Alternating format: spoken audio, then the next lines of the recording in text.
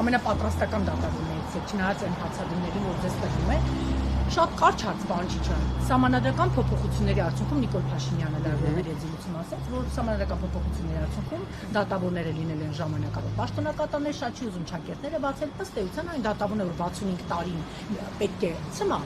պաշտոնավորվեին, միայն կարգապահական եւ քրեական բարույթի արդյունքում տուն ուղարկվեին, հիմա որոշում են մի նորմի արդյունքում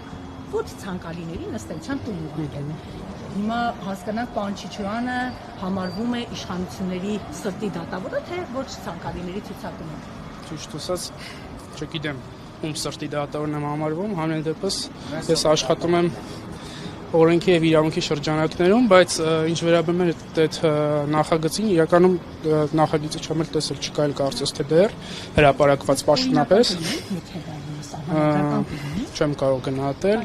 սահմանադրական ներողություն, սահմանադրական կլինի, երբ որ ժողովուրդը գնա քվեարկի դրան կողմ, բնականաբար եթե քվեարկի դա կլինի սահմանադրական, թե ժողովուրդն է որոշում վերջը սահմանադրությունը ընդունի թե ոչ։